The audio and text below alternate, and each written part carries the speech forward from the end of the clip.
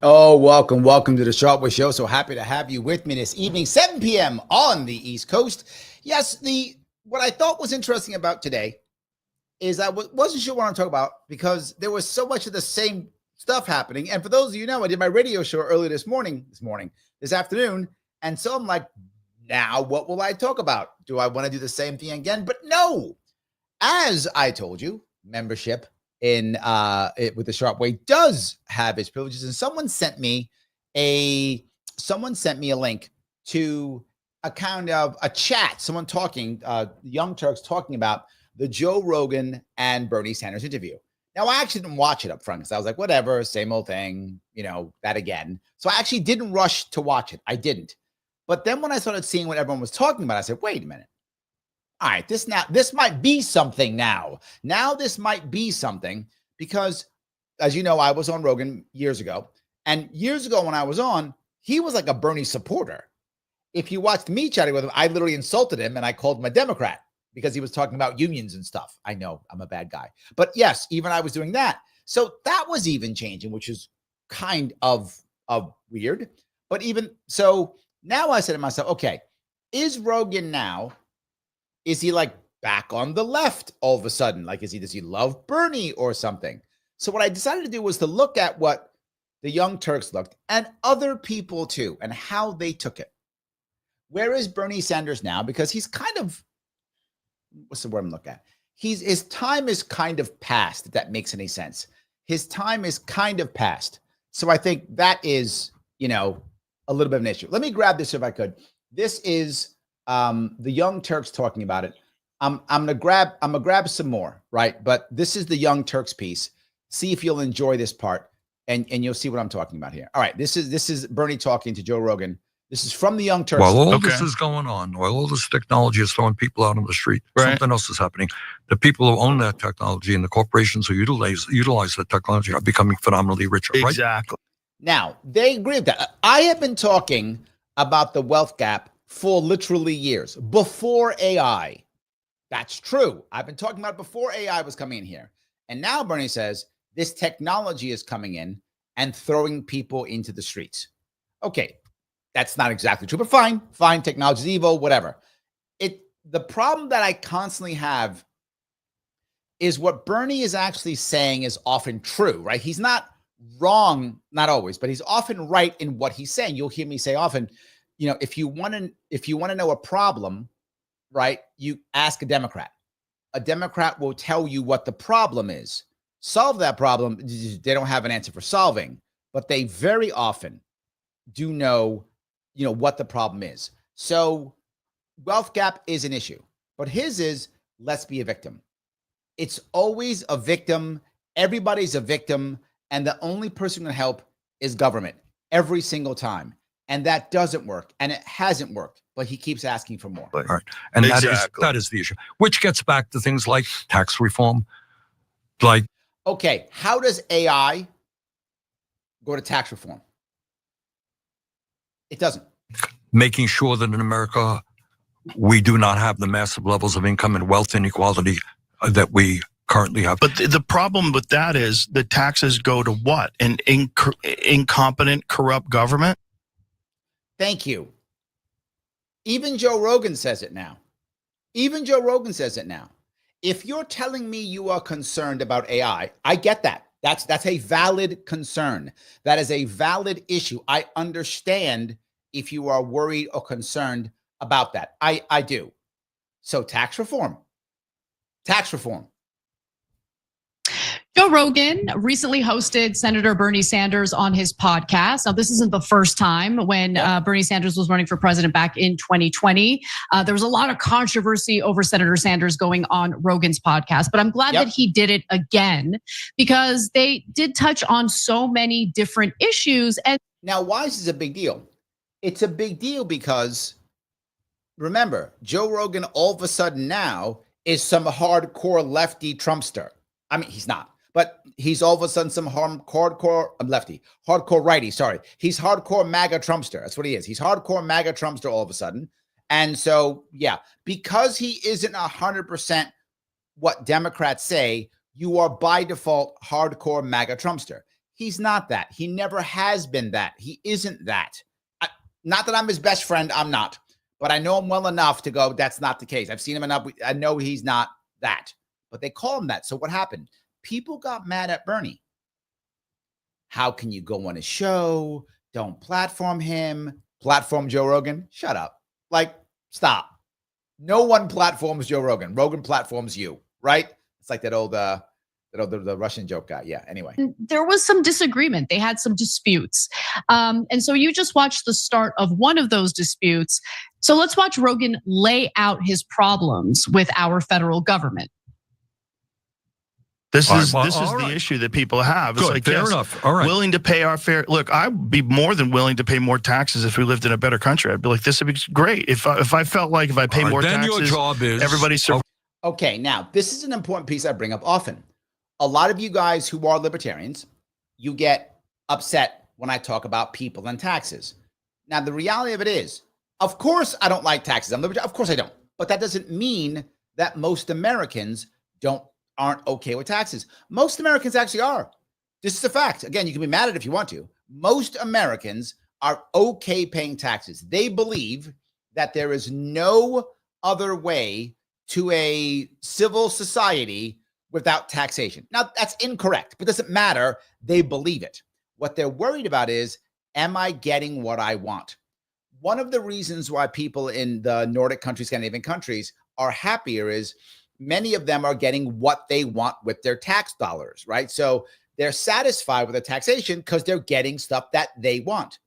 We don't get anything that we freaking want. We get wars on drugs and wars on terror and bombing, and we don't get what we want. This is why people like what Mamdani said, right?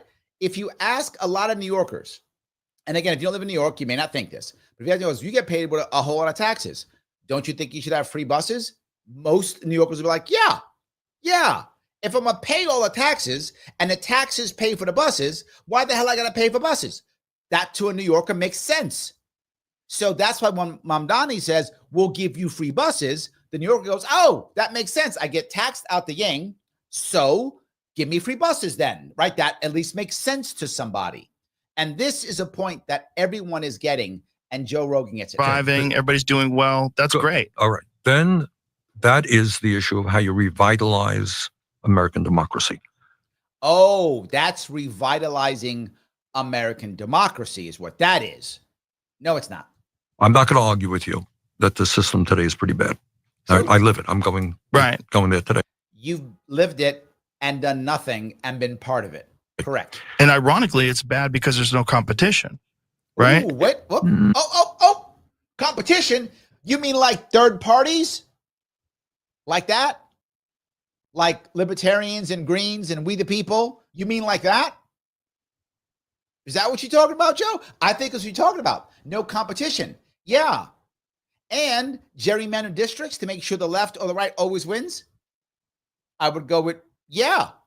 I think that might be true. Okay, Bernie, what do you got to say about that? Now, to be forward, Bernie officially is an independent.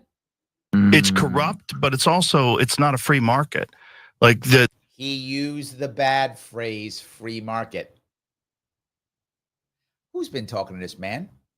Don't say those words. That's libertarian words. That's heresy.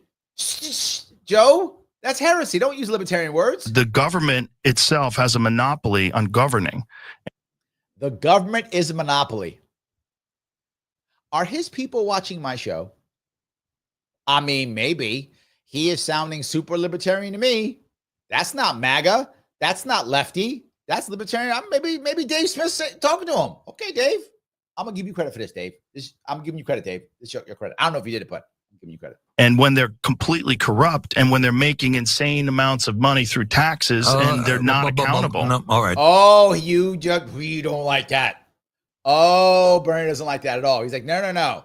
We need more taxes and more monopoly. And Bernie does. Look at Bernie's face. He's not like that shit at all. No, I don't. No, this is the way I see it. Tell me.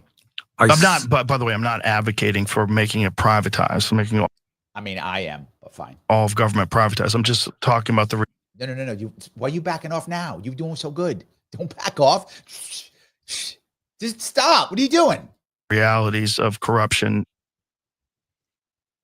So I think that Rogan is actually trying to make a pretty legitimate point that I'm. Now, I want to be clear about this. Why would I bring up the Young Turks? Because if you go back, I don't know, 2 years, whatever is the time period, Young Turks were hardcore left. They were hating Joe Rogan because he's the evil guy who had Trump on whatever, right? They go bros, bad bros, tech bros, whatever, all that stuff, right? All that terrible stuff. They've changed their tune on this, which is interesting. This is interesting. They've changed their tune. Sympathetic to. I don't think he articulated it well there, to be quite honest, like especially when you're talking about the monopoly of governance by our government. I mean, I don't know what that's about, but I do want to just. It's called government is a monopoly of force. That's what that's about. That's what that's about. Just so you're clear. Just so, yes. Government is a monopoly on force. Quickly address his issue with how taxpayer money is spent. Because, I mean, I brought this up during the 2024 presidential election, Cenk, when we were talking about, whether Trump was going to further cut taxes on the rich or extend the tax cuts, all of that. And while on one hand, I do find it grossly unfair that working class Americans pay a higher percentage of their income toward federal taxes compared to the wealthy, I also have a big issue with the fact that tax revenue is usually spent poorly, or it's spent on things that don't benefit the American people. True. I too have a problem with trusting the government right now. And it's not just the federal government, it's also local government. So why don't we give them all more money, right? Oh, wait, no. Yeah, that's the issue, right? That's the issue. Now, I want to pull off that for a second, if I could. And that's an interesting one. I'll go a little further down, but I want to go back to a different one. This is how that same thing is talked about by Mr. Mr. Lefty. I don't know, maybe we'd call him that. This is Kyle Kulinski. This is Crystal's oldest son. And this is what he says. And I'm going to show you a couple of moments here. One of them is an actual heated debate over Trump and free speech and his fascism. So we'll dive into so we have to go right to Trump is fascist. We have to go there. We have to go there, right? You can't just go, what I got to give the Young Turks, I'm going to give them credit for this. They didn't go to insult. They didn't insult Bernie. Excuse me, and they didn't insult Rogan, and they didn't insult Trump. They actually talked about it. And I got to say, I'm impressed by that. Kyle's entire show is a litany of insults. That's his show. His show is Bloodsport. That's how he's made his money. That's why his show is just insult from start to finish. He is all about dismissment. That's all he does. So look, this is 15 seconds into his show, and he's already called Trump a fascist. 15 seconds into the show. And by the way, the Rogan and Bernie conversation was hardly about Trump, but when it's Kyle, it's always about Trump. that. But let me give you first just a quick breakdown of how it went. So honestly, they spent a lot of the time talking about AI. And not Trump. So why'd you have to bring up? So he just starts with the Trump fascist piece. Yes. That part, in my opinion, was probably the most boring part. But Bernie also did his classic Bernie thing of hammering away on income and wealth inequality, which I love. Now, to be fair, he does start that way. But let me show you another one if I could. Now, this one is the opposite side. The opposite side. This one is Rubin. Yes, Rubin. He also has his take too. Now you might go, well, wait a minute. Okay. He's not going to like this. Well, Rubin does exactly the same stuff that Kyle does. They spent a lot of money on Harris as They well. spent $1.5 billion just over the course of a couple of months. You got it. All right, let me talk about it. So I'm not here just to... Yeah, see, he was trying to. Well, hold on, let me go to the beginning. Did I get the whole thing? Hold on. They spent a lot of money on Harris as They well. spent $1.5 billion just. He was trying to say how free speech is money and that's not fair. And the Republicans spent so much money. Elon Musk bought the election. And then Rogan goes, yeah, but didn't Harris also spend $1.5 billion on it? Yeah. Yeah. This argument that Bernie has is actually wrong. In the course of a couple of months. You got it. All right, let me talk about it. So Yeah, I'm not here let's just talk to say about it's that. a Republican. That's my point. Hold on. Right. Is it So going? Am I missing Bernie something? Sanders, old windbag hold on. socialist Bernie Sanders, who is a millionaire. Okay. He immediately goes old windbag. But so what does Ruben do? Again, this is 15 seconds in. Immediately insults Bernie Sanders. The reason why I actually liked the TYT one wasn't because I like TYT, because it didn't just go immediately into insults. Kyle on the left, immediate insults. Dave on the right, immediate insults. Just insult, insult, insult. This blood sport is not how we solve problems. Used to go after millionaires before he was a millionaire. Now he goes after billionaires. He's largely irrelevant, other than he still has some cachet with the party. But he is responsible for so much of the destruction, and that he taught so many young people to think that envy is good and all these things. He's just he's really a terrible, terrible human being. That's his insult. I'm not. Okay. Phil says, Dave Rubin isn't the same guy he was when he had an excellent guest like a certain libertarian candidate for governor. True. I was on a show. You can check out Larry's show up, Dave Rubin. I was on his show, and it was a very good interview, by the way. So he was good to me. That's true. However, I don't know what happened. He's not doing that now. Now he's just insult, insult, insult, and it's terrible. So Fountainhead Forum, thank you for the $5. How do we get more like AOC to move to New York City and San Francisco? Those two cities should be trash dumps for American soldiers. God, stop. I live there. Don't you stop. I'm trying to get rid of them. What you doing? Stop. So yeah, no, the reality of it is this is where they thrive, right? It's true. To be forward, Mom Donnie is my assemblyman. Yes. AOC is my congressperson. This is where I live, guys. I live in the belly of the beast. I wasn't kidding, right? I wasn't kidding. And yes, I accept your condolences. Literally, Zoran Mamdani is my assemblyman. AOC is my congressperson. I'm not joking. I live in the belly of the beast. I fight on the front line, literally on the front line. So yeah, I don't need any more Fountainhead Forum. That's enough. That's enough. I'm good. I got enough, but I don't need any more. I appreciate your thought process, but no, I don't need any more. So my point of this whole thing is, he goes on and it goes to insult. The reality of this is, the actual reality of this is Joe Rogan is not a hardcore lefty. Joe Rogan is not a hardcore righty or Trumpster. That's not who he is. It's simply not who he is. He's some guy who wants to talk about what he wants to talk about. And very often his views are mainstream with many people in America, more men than women, because he is much more of a bro show than others. That's true. But it doesn't mean that he all of a sudden is some lefty or some righty. That's simply not the case.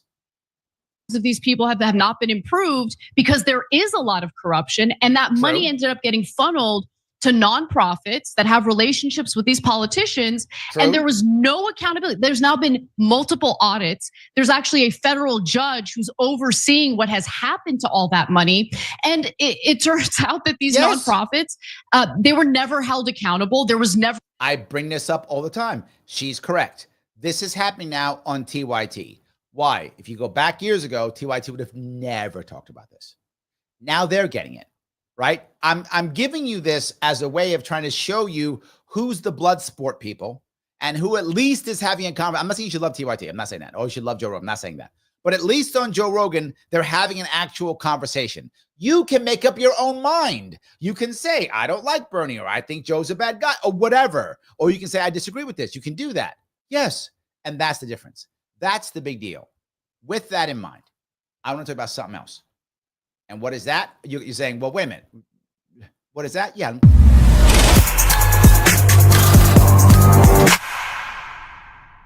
Civil, that's what it is. The same thing I just talked to you about is exactly the same thing that you're seeing right now on Civil. It's CIVL.com. I'm on there now. Lots of people are on there now. Reason is on there. Dave Smith's on there. There's literally shows about Ross Ulbricht on there. There's a show called Sweden Lessons for America, talking about the Nordic system and how it actually works, and the good and the bad, and where social democracy failed, right? And where it didn't, where all those things worked. Dad Save America is on there. All those people are there talking about things that matter. Head on over to Civil when you have a chance. If you go ahead and do it, here's what's great about Civil. Wednesday's show is going to be on Civil only, right? Now, Civil's a sponsor. You can see it right here. Civil's a sponsor.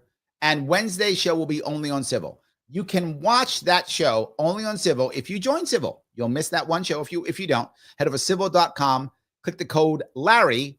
It only costs you $25 for the entire year. How do you do that? When you put your info in on Civil, you will see an upper right-hand corner. It'll say your code. Click that button and put the code in. When you put your name in, you can ask for your name, your email. You're going to ask for that stuff. When you put it in to create your account, upper right-hand corner, you're going to see a little button that says code. Click that. Put the code, all caps, LARRY, the coolest name on the internet. Click that. Goes to $25 for the entire year. And you can see all those cool things whenever you want, as you want. Enjoy. There's so much good stuff going on. You can have real conversations. There's even debate. There's a libertarian debate. It is Dave Smith, and I forgot who else. Doesn't really matter. It's Dave Smith. Anyway, and somebody else talking about a libertarian debate on immigration. Come on now. That's good stuff. This is stuff you actually want to talk about. Also, Freedom Fest was live on Civil. Yes, I go to Freedom Fest every year. Also live on Civil. So please do that when you have a chance. Head on over to Civil if you want to watch Wednesday's show. All the other shows will still be here. But the Wednesday show this week, Wednesday at 7 p.m. will be only on Civil. You can see it by joining Civil, civil.com. Check out, go ahead and pop it in there. Use the code Larry. When you put your information in, right-hand side, you'll see a green like button. Click that. Boom. You are in. I hope that was, I hope you guys see the value in that. You've asked me for a sponsor, and now I have one.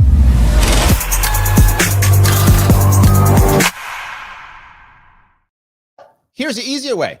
Click the like button. If you like what I'm saying, click the button known as like. It does matter. It will help tremendously. If you have not shared or reposted the show, you like taxes. That's how that works. If you haven't shared this someplace, reposted it, you love taxes. And you're crazy. Don't love taxes. It's not good. So please do that. Also, follow me if you would on Facebook, X, and Rumble. It does matter if you can follow me on Rumble. I would love that if you do that. Make sure that you are subscribed on Sharpe YouTube with all notifications. Otherwise, you won't know that I'm going live. It's important. If you want to support me on YouTube, you may head on over to YouTube, click that join button, $49 per month. Why would you want to do that? Why in the world would you want to join me for $49 per month? That's how much a coffee costs in a major city. True. But I am better than caffeine. That's number one. But there's other reasons why. There's going to be a members panel show coming up here July 11th at 8 p.m. Now, that's not behind a paywall. You'll see it right here. You will see it right here if you want to. Absolutely. But here's the best part about it. If you are a member, you can be on the show with me. Three of you will be on the show with me talking about something cool. Not you what, but we'll talk about something. So do that if you can. That's why you want to be a member. But not just that. Someone sent me this video, and I'm reacting to it because they sent it to me. Members can send me videos to react to, and that's on the show today because someone sent me this video. Yes. So members going to send me videos. Members going to come on panel shows. That's why membership matters. Please join if you can. Scheduling this week, this Thursday, live events, 3 live events in New York State. If you can be in central New York and or the Hudson Valley, please come by and say hi to me. Thursday, 7 p.m. in Syracuse, the rail line. Friday, 11:30 a.m. in Schenectady, and 4 p.m. in Putnam County. Those are both on Friday. You can go to my Twitter account or my Facebook account and look for the cool piece I put up there. It's a little poster. Gives you exactly when and where. Those are 3 days. In Syracuse, Thursday, 7 p.m. That's this Thursday coming up here, July 3rd. Then July 4th, Friday, 11:30 a.m. in Schenectady, and then 4 p.m. in Putnam County. Go check it out if you want to see me. Last piece when it comes to scheduling, my awesome radio show, usually Tuesdays, will be on tomorrow. It's not anymore. It's now Mondays. Mondays, 1 p.m. is now the radio show. It hasn't moved there. It's now permanently. It'll be there 1 p.m. on Mondays. Mondays is now a cooler day than Tuesday. Just how the game is played. I don't make the rules. Well, I do often. This time I didn't make the rules. That's how that works. So, guys, thank you so much for your support. let us keep going. And more importantly, Phil gifting me a Sharpe membership. Thank you guys. If you have a membership, if you aren't a member yet, Phil has gifted you one. Please grab it if you can. The rules on this are: if you made $20 million in 1 year, then you may not take this membership. If you made less than $20 million in a year, feel free to grab the membership. No worries whatsoever. So yeah, I do want to go a little bit further on this before I grab some more comments. I got a bunch of comments I do want to grab, but before I go, let me go a bit further on what Anna is talking about and what Cenk is talking Any way about. of tracking what they were spending the money on, what kind of services they were actually offering to homeless people in the state. So Rogan's actually onto something there. But I also agree with Bernie Sanders. If we're going to have a system in which people are taxed on their income, it makes no sense for working class people to pay a higher percentage of their income toward federal taxes compared to the wealthiest. So what do you think? Yeah, so I agree with you about Rogan, but both for the reasons you state, I'm going to add to it a little bit, but for another reason too. When I first saw it, I was like, see, they're not fighting. They're not fighting against Rogan right now. They're not. They're trying. Now, are they trying to be on his good side? I don't think so. I don't think they're trying to. I think they're trying. TYT has been trying to be fairer this last year. That's what I'll leave it at that. There we go. That's what I'll say. They've been trying to be fairer. a little bit confused by what he was saying. Like, we need more competition in the government. I mean, I'm not sure what that means, I thought. So I went back and watched it a second time, and now I think I get it. I think that, just like you said, he's not putting it well, so that it's easy to understand. He's putting it very well. The problem is many people just cannot accept what he's saying. JG, how are you? Oh yeah, Anna, yeah, appeared on the Blaze and Delaware. True.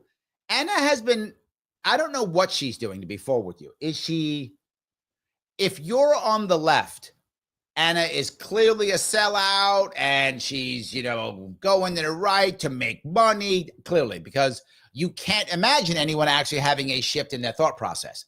Because once you turn left, obviously you're correct. Anyone who's not left is obviously stupid. I wish I was joking, but that's how most people end up think. You're obviously stupid, right? If you don't think how I think, you're dumb. So, or you're just corrupt. So since Anna's not dumb, she is corrupt and wants the money or whatever. Now, whether you like Anna or not, and that's not the point, whether you like Cenk Uygur or not, they're not making money going right. If you've seen what's happened to their show, they're not making money going right. That's not a thing. They've lost money. So if that was their plan, they're bad at it. I think they're thinking differently, whatever the case may be. Look, it might be a business move from the front. I mean, from the back end, they're thinking long term, maybe possible, but it's not, because now we're making cash. That's not a thing. So yeah, maybe she's having thoughts. Maybe she wants to change where she is. Maybe she sees weakness, or maybe they don't want to be blood sport, right? The way you make money, generally speaking, is blood sport. And Dave Rubin shows it. Insult, insult, insult. That's why I showed you that one. And then, of course, Kyle Kalinske, insult, insult, insult. That's how you start. You don't have any actual questions or answers. You just insult each other. But I think what he's getting at is that there's the corruption has taken over the Republican and the Democratic parties. And the establishment in both parties always agree, and they always want to do the same thing. So you've got a little bit of competition in terms of people who are honest on the right, like Tom Massey, but God, that's a small number, right? But hey, look, he actually gave Massey a little bit of credit. I'm not mad. And then you've got a slightly larger number on the left with Bernie Sanders, Ro Khanna, AOC, et cetera. And again, you could disagree with Tom Massey's policies or AOC's policies, but they're not taking corporate PAC money, and they're giving you what they honestly think is. That's AOC is, I think, trying to get that back. She lost that. I think people believed that about AOC years ago. They stopped believing that. I think she's trying to get that back. She might get that back. I don't know if she will, but I think she's definitely trying to get it back. She might. I don't know. So yeah, let me grab a couple comments here. Patty says, I wouldn't mind paying taxes if they actually help poor people and not billionaires. It's a valid point, Patty, right? It's a valid point. And I think most people think that way. Look, I don't like taxes at all, but that doesn't mean that, again, very often I'm not the majority opinion in the country. Usually I'm not, right? So I understand that. Most people would say, I'll pay your taxes, give me what I want from the taxes. But you don't. And of course, what keeps happening? One of the most government-run states in the union is New York. And we have the worst wealth inequality. Patty, you live in New York like I do. You see it every day. So do I. We see it every day. I live in New York City. I see it every day. I see a two-tiered system. Of course I see it. Of course I do. I see people who can afford to live in a $10 million apartment here and live in life nice. And I see people on the street who are barely surviving. In the same block. In the same block. Yes. So it just keeps happening again and again and again. Yes. Ryan says, if you don't share this video, then you love war. And you love war too. Yes. Libertarian says, what was that code word for civil again? It is all caps, Larry, Larry. When you go in, when you put your name in that box that you put your name in, you can see a little green section right up upper right-hand corner. Click that, put the code in, $25. Done deal. That's how it works. Easy day. So yes. All righty. Let me keep going down here if I can. I will grab some more of these. The right policy answers, right? Whereas the vast majority of the middle of Congress, like 80 to 90% of Congress, takes donor money, does whatever the donors want. So I wish that both Bernie and Rogan. But here's the issue I want to bring up here, and they speak about this. And the proof of this was last week's election with Mamdani. Andrew Cuomo spent $24 million on that election. 24 million. Mamdani spent 8 million. The other guy who was involved, who had a chance at all, was a guy named Lander. It was a small chance, but he was in the game, right? Lander was in the game, even though he had a very small chance of winning. He was in the game. How much did he spend? 8 million. She's saying, wait a minute, what are you saying, Larry? What I'm saying is the amount of whoever spends the most money doesn't always win, but there is a floor that you have to get past to be in the game. So it's like Andy, right? If I can't get the ante, I can't get into the game, right? And in this case, the ante in the case of New York mayor was $8 million. Can you, and because New York City, some of you are going to fall out of your chair, New York City has matching funds. Matching funds meaning that 8-to-1 match. You raise $1 million, they give you 8 million. Yes. They give you 8 million taxpayer dollars. Yes. Just give it to you. It's literally the grifter class. That's the law we made in New York City. I know something like, what? Yeah, true. So basically raise about $1 million and you're in a game. So you got to be able to raise about $1 million, by the way, from New Yorkers. They do track it. They actually track it because they know who does what. You have to get it from New Yorkers. If you raise at least $250,000, then they give you $2 million. You raise $500,000, you get $4 million. Yes.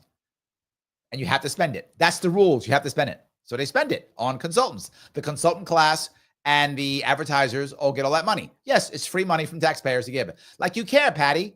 Yeah, Patty. They gave out $8 million to all these guys. You didn't get a cut of that. Neither did I. We didn't get a cut. But the grifter class did. They got a nice big fat cut. They all got it. So basically the answer is, can you raise $1 million in New York City? You can? Great. You are now in the game. So now once you're in the game, whoever spends the most wins? No. Ask Mayor Cuomo. Oh, you can't, can you? Because spending the most amount of money is not the answer. Having enough to get in the game, that's the problem. So I just want to make sure we're clear on what the problem is.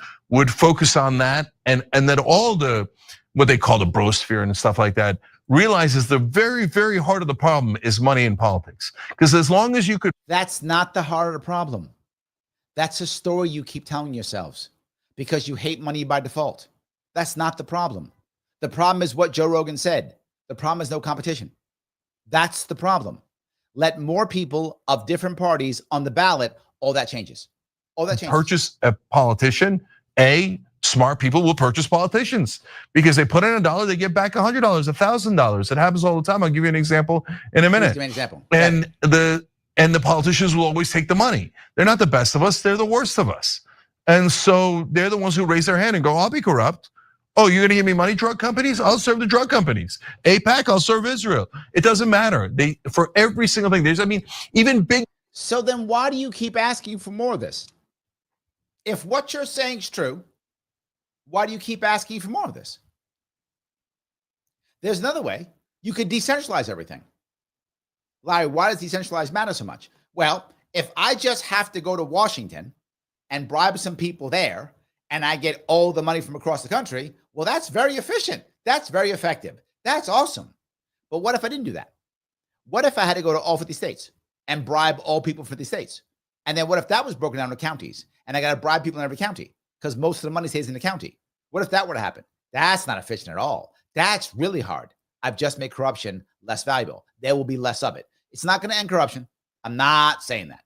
But you can absolutely lower corruption by making each thing more diffuse because now you don't spend so much time in the same area. Not just that. Give the government less power. Why do they want to own government? Because you keep giving the government more power to control everything. If the government didn't control everything, then we wouldn't want to bribe the officials, would we? Because they'd have no power.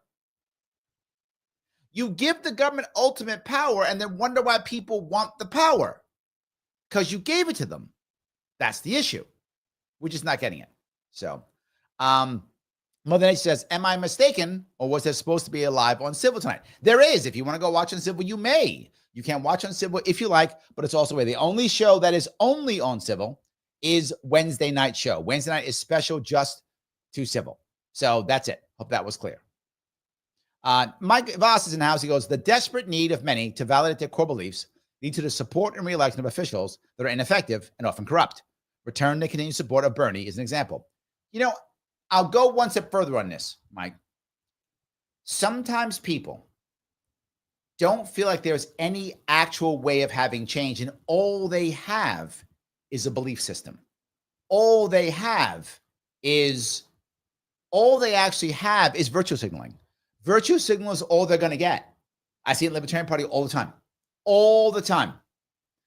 Fighting for virtue signaling because you're never going to get a win. You're never going to get change. So you want to virtue signal instead. And I think a lot of people virtue signal, both with Trump and Biden and Bernie. I think both of them. Trump and Bernie, I think you see both sides that just virtue signaling. America first. What does that mean? I don't know, but I want to be America first. Or tax the rich. What's that mean? I don't know, but tax the rich. I think you see it on both sides. I do think you see that. I mean, Bernie's a great example of that. Obviously, he's one of the best examples. I would agree. Yes. So, all right. See if I can grab some more of these people that are keep asking me. Jameer, thank you so much. It is Larry for governor. Thank you, my friend. I appreciate that. Lunatic in the house. Bernie Sanders is a joke. People that follow him are imbeciles. What Bernie does well, Lunatic, is he understands that very few people speak like him. I think Mamdani is one person who does. Mamdani speaks similar to him and has a lot of charisma, but there's very few that do it. He knows that. So he can speak that way, and people absolutely jump on board. They jump on board because he feels, to Mike's point, he validates their feelings. He makes them feel like it's not their fault. He makes people feel better. It's absolutely true. I don't think his policies can work very well. I haven't seen them at least. So yeah, maybe I'm wrong. Rich says, yes, because he loves being a useless freeloader. The sad part is, right, people get mad at Massey. And they say, well, the Republicans, they get mad at Massey. Well, he can't be effective. He can't play the game. Why is he there? Blah, blah, blah, blah, blah. I would argue he's the only one actually making impact. Most Republicans just standing by what the Republican Party says and shaking their heads yes. He's actually trying to show what it's like to stand on some type of, ground. In theory, Bernie could, but not in practice, because Bernie just acquiesces at the end. This is what happened with AOC. People thought, it was wrong, that AOC was going to be that person. They thought AOC was going to be a left Thomas Massey. Boy, was that not true. But they believed it. And she didn't come out that way. She started like, I'm going to be this person. And then Nancy Pelosi said, no, sweetheart, come here. Let me tell you how this shit works. And she went, okay. And that was the end of her. Now she's trying to get that back. The problem is she's hurt a lot of people and burned a lot of people. Can AOC get that back from the left? Maybe. And this will go back to what I was telling just my lunatic about. Are there going to be other people who can take it? Now, at the moment, if Mamdani loses or wins, whatever happens in November, if he keeps doing it, he's going to be one of them. People are going to get behind him. People are going to want to be with him and get behind him. That's going to happen with Mamdani because he's going to be the guy who goes, I would never sell out. I'm going to be that guy. He's going to be that guy. And he has. He has not backed down at all, which I give him credit for that. Guys, not back down. You know, they're like, okay, now, you know, the idea after you win the primary, now you move to the center. He's not. I give him credit on that. He's not. Well, AOC? I think it's still up in the air. James says, Bernie is an independent, in quotes, who caucuses with Democrats. It's people like Bernie are why true independent voters are classified as unaffiliated. True. True. James, you are absolutely correct. And he does make things worse because he's basically he's just a Democrat. He just wants to act like he's not. He's cosplaying. That's all he's doing.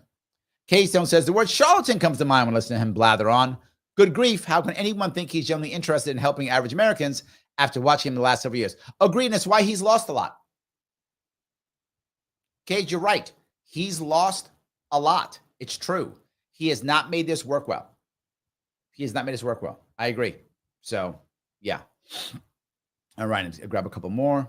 Phil says, when you're 16, going to talking about Kyle, I know. I know. Yeah, that's true. James says, more examples of people, Ruben and Kyle, saying bow down as their only policy strategy.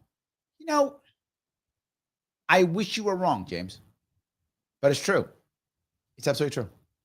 Sugar, just like the sugar industry, is very powerful in Congress. Everybody's getting bought. True. That's the number one problem. I think that's where Rogan was heading in that comment about how there's no competition and there's tremendous corruption inside Congress. So look, here's one of dozens of examples I can give you. Yeah, I give me one. had Rogan on the show yesterday. You can check it out on YouTube, on the Young Turks channel, obviously. And he talked about cutting $12 trillion from the budget. It's a real plan. The math adds up. And it doesn't take from the average guy at all. So how does he do that? Like, so well, he located, there's a big range of oil and gas subsidies, but he found a specific $17 billion. And these subsidies, some of them have been going on for 100 years. Oh, like over 100 years. Okay, I'm like, how are you gonna cut $12 trillion from a $6 trillion budget? That's good. Like, that's, wow. You're going to cut double from that budget. Okay, over like 100. Okay, well, I can do that too. I'm going to cut bazillion dollars off the budget. $1 a year for a bazillion years. See, got you on that one. That's pretty good. And they don't need them at all. They're one of the most profitable industries in the world. And the average person has to take money out of their paycheck and give it to ExxonMobil and Chevron and all these companies. And it makes no sense. So that's why Anna says, well, look, I'm willing to pay taxes, but what are we? They're not answering anything, which is the problem. So Missy shows the thank you. This is me on Dave Rubin. Thank you, Missy, for popping it up. That was me on Dave Rubin. If you guys want to see it, pop it. You can see it over on YouTube. And also me on Joe Rogan. If you want to see that, please go ahead. James says, how does one get to have their show uncivil? Cool like me. You got to be good looking. That's the issue. James, you got to be good looking. That's what it is. Got to be good looking. That's how it works. I wish it was another way. It's how. Just good looking. That's how it works. Paying him for. So you're taking from me to start wars, to give the oil subsidies, to make sure we can't negotiate drug prices. You're using my money against me, right? So what do they want? More taxes. I'm not joking. Rick says, I love TYT's spirit. And while I am not a fan of the left economics, there's a lot I also find in common with civil liberties. I think TYT has made some changes. I'm not sure I'm a fan yet, to be forward with you, Rick, but they have become better. I think that's true. They have become better, I think, more open, I think. So, yeah, I think that's true. So, yeah, I think that's true. We should be working on, I try to give credit where credit is due. And when they get better, I say so. I mean, CNN's terrible, but they have gotten better in certain cases. So I say it. When they get better, I say they get better. I'm trying to reward good behavior. That's what I'm trying to do. That is my goal. So yes. Phil, thank you for $2 in super chat. Defense is part of the political game. Go Massey. Yes, very true. Sometimes you got to pay defense. Absolutely. What you just saw was a super chat. Guys, if you want your comment to go right to the front. You can super chat me on YouTube. Super chat me on YouTube, or you can rant me on Rumble if you want to. Either of those two are fine. If you want to do either of those, I think those both will work. Absolutely. So if you want to become a member, as always, $49, click that join button, which is awesome. And of course, no matter what, click the button known as Lima, India, Kilo, Echo. That button lets Mr. Rhythm, Al Gore, Rhythm, that guy, he loves when you do it. Click that button, and then he'll show me to more people because he's a tough guy to please. So he does do that. Also, share this, repost this. He loves that too. That keeps him happy. And we have to keep our corporate masters happy. So please do that. It does matter. All right, guys, let's do that if you can. I would appreciate it. All right. So that's why both points are true.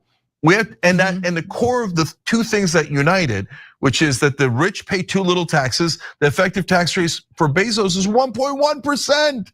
They're not, of course, they're not paying enough. But that's the same corruption that leads to that. Too low taxes for billionaires is the same corruption that leads them to wasting our tax money on their donor class. So you've got to fix the corruption, which is money in politics. Don't let them buy the politics. Literally, he said nothing there. It sounds amazing. He said nothing. It sounds amazing. He's nothing. JG says, am I a member? Yes, you are, because you have that symbol by your name, which means you are a member. So yes, you are a member. That's it. Yep. And Phil says, yes, your name is in green. Yes, that is a member. You are indeed a member. That is true. Most of the people who are watching, I love. Members are very good. I love that you guys pop on. You are absolutely a member. So yes. All right. Let's see here. JG, you mentioned, I saw you posted someplace here that you were asking about, there we go. Did I get a link regarding Michael Knowles' diatribe against libertarianism? I don't think so. I will look for that to see if I can find it. Maybe I'll grab that. Maybe I'll look at that piece and talk about that piece. I like that idea. So yeah, we'll see. Phil says they started a podcast called Her Take, and they had Dave Smith on. Larry be a great guest. He can talk with Jillian Michaels about keto magic. True. That would be amazing. I would love that. That would be absolutely fun. I do love that piece. That'd be great. So yes. All righty. If I grab some more of these. All right. A lunatic says there's no such thing as free. Yeah, you're right. You're right. No such thing as free, but free.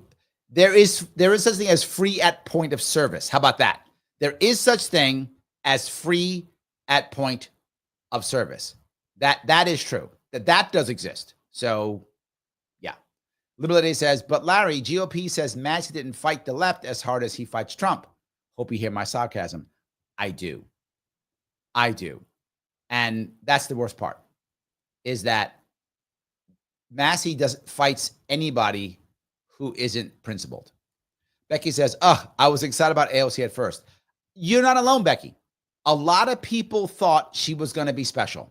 I think and to be forward, I don't know her. I mean, I've met her a couple times. We're not like friends or anything. I'm like, she knows who I am, but we're not like buddies at all, right? We don't hang out. I don't know her that well at all. But I believe from what I've seen, this is just my belief from what I've seen, is that she actually thought she was going to be that person. I think she bought it. I think she believed it. I think she believed in her head that she could be that person. I think that was her goal. I think she thought she was going to save the world and be the person. I think that was true. And then when reality hit, she didn't know how to act. And I think she went, I think she fooled herself into believing, well, no, I'll go along to get along, and then I'll gain the power, and then I'll make the changes. I think she fooled herself into believing that. I don't have evidence of that. That is my opinion. It's what it looks like to me. We'll find out when she writes her memoirs if it's true. But that's what I think happened. And then afterwards, after she bent the knee to Nancy Pelosi, remember that? She was crying on the floor. Some of you remember that. She was literally crying on the floor as she was changing her votes when Nancy Pelosi told her to change her votes. She changed her votes and started crying. She realized she is sold out. But she thought, no, it's going to be worth it. I'm going to get the power and change things. And Nancy Pelosi said, we're not giving you the power. Shh. You're lucky we don't throw you out. You're lucky we don't primary you. You out of your mind? You do as I say. I'm Nancy Pelosi. You do as I say. And when your time comes, when you're 70, we'll give you something. Until then, shut up and do what we say. And she was like, oh, I have been completely duped, completely screwed. I sold out for nothing. Now what? Now I'm a sellout and I got no power and I can't change anything. Now what do I do? And she was stuck for a while. If you remember, she was like doing like TikTok videos on makeup and shit. Remember that? Yeah, I remember that. She was like, done. What am I doing now? And people started calling her a sellout. Not paid. I didn't see her I didn't see her in the neighborhood anymore. And then Bernie Sanders said, look, I tried this. I've been selling out for years and I've never got anything. And now people hate me. So I'm going to go out and do this oligarchy thing. Come be my apprentice. Join me and we'll rule the galaxy. He did that. And she went, done. I will up. Yes, because I got nothing. I will so do that. And now she's out doing it. Now she is out doing it because she thinks that's her best chance. And to be forward, Becky, she's right. This is her best. She's raised over $4 million doing this. She's starting to raise money now. You might go, well, Larry, why does that matter? Here's why this matters so that you guys understand how this system works. If she can go out on her own and raise $4 million without Nancy Pelosi's help, if she can go out and raise $4 million without the Democratic Party's establishment's help, without the PAC's help, she now becomes unshackled and she can do other things. And she now has leverage and they will have to somehow deal with her in some way. Now, that could be throwing out some money against her, possible. Or it could be having to acquiesce something she says, possible. It could be getting her back on some type of policy issue where she can make some change, possible. But remember, leverage in politics is three things. Three things: money, votes, eyeballs. That's it. If you don't have one of those three in abundance of what they need, whatever that number is, in abundance of what they need, you don't have any leverage. Yo, whatevs. But if you have those three in whatever amount they need, now you got leverage. So she now has leverage. Thomas Massie has leverage. He has all his own votes. He don't need their votes. He got his own money. Thomas Massie gets money from outside Kentucky. Didn't he raise 1.5 million recently? Something like that. $1.5 million for his race. He ain't scared. He's not scared. He's got eyeballs. You see all the media he was on? Got all the eyeballs. Got tons of votes and now got money. He has leverage. So now she has leverage. So Becky, what I would say is if there is a chance for AOC to be that left-leaning person, that left-leaning Thomas Massie, you're going to see it in the next 2 years. Or it's not true. You will see it in the next 2 years, or you will not see it. One or two things are true. So let me keep going. She says, now I realize she's a paid prop like the rest, and this New York mayoral nominee appears to be the same. I don't know about Mamdani. My gut says Mamdani is a true believer. I think he's a true believer. I've met him. I know him. He's been on my show. I feel like he might be a true believer. It's possible. So, yeah. All righty. Ryan says, I thought that Kyle was 14. I'm not sure. He might be like 20. I don't know. Whatever. Something. I don't know. I'm not really sure. I'm not really sure how old he is. So, all right. Let me see if I can grab some more of these. Lunatic says, Young Turks are gaslighters wearing Rolexes and bringing in millions. Yes, but they have had some problems recently. Mrs. I love Massey. A lot of people do. I would agree with you on that one. A lot of people do. So, yeah. All righty. Ryan says, mo taxes, mo problems. For us. Yes, absolutely. 100%. Yes. Doc Andrews says, the squad is a shallow bench. The squad's been trashed. The squad began to collapse when they didn't push, and they should have for their own good. The squad should have pushed Medicare for all. Again, I'm clearly not a Medicare for all person. Obviously, I don't want that. But that doesn't mean that they shouldn't have done it. Right? It doesn't mean they shouldn't have done it. They still should have done it. Why? Because they were elected to do so. And they should have done what they were elected to do. That's the issue. So, yes. Mike says, AOC is not real in terms of any political ideology. She is stuck on power and greedy for advancement because Dems have nothing else. Her opportunism matches Dem need for women in POC. That simple.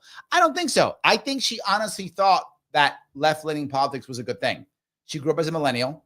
I think she thinks that left-leaning, she's the equivalent of she's Hispanic, but she's really an educated white woman. I don't mean to be mean, just that's really what she is. And those people tend to be Democrats and tend to think that left-leaning politics is good. I think she believes in her politics. Okay, let me adjust that. I think she believed in her politics, and then she saw the reality of how this works. And I think a part of her still has that fantasy that Bernie Sanders put in a lot of people in 2016. You go back 9 years ago, and a lot of people, Bernie put that fantasy in them. And Mamdani brought it back. A lot of New Yorkers really think that Mamdani is real and that he can really fix the city. You know this, Mike. You see it. A lot of New Yorkers honestly believe that, right? They really do. They believe it. It's not true, but they do. So I'm not sure. I think she honestly thinks left-leaning politics can work. I think she does believe that. The question is, what was she going to do about it? So, yeah. Mary says, whether or whatever they believe, the crowds crying incited by paid antagonizers, motivated by grants, funding, and personal issues that don't pertain, hinder living. That's accurate. I think you're right.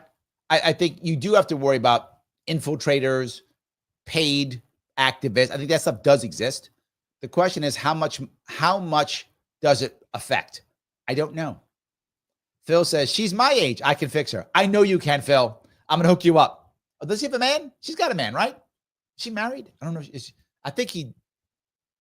I think her boyfriend is her fiance now, right? I don't know if she's married yet. I'm not sure if she's married, but I know she had a boyfriend. I don't know if she's married, but yeah. Guy with a beard, remember? So, yeah. You might be too late, Phil. I don't know. Maybe it's too late. Maybe you got to see if you can go steal her from a boyfriend.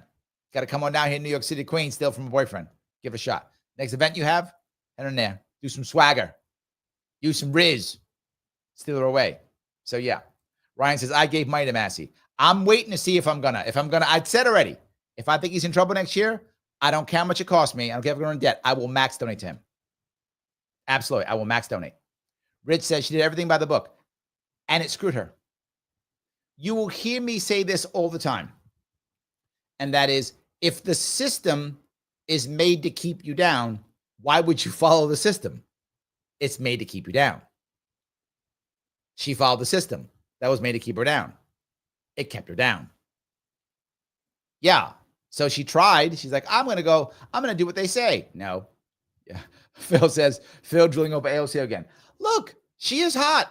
Look, there's a couple people on each side, and I will say that.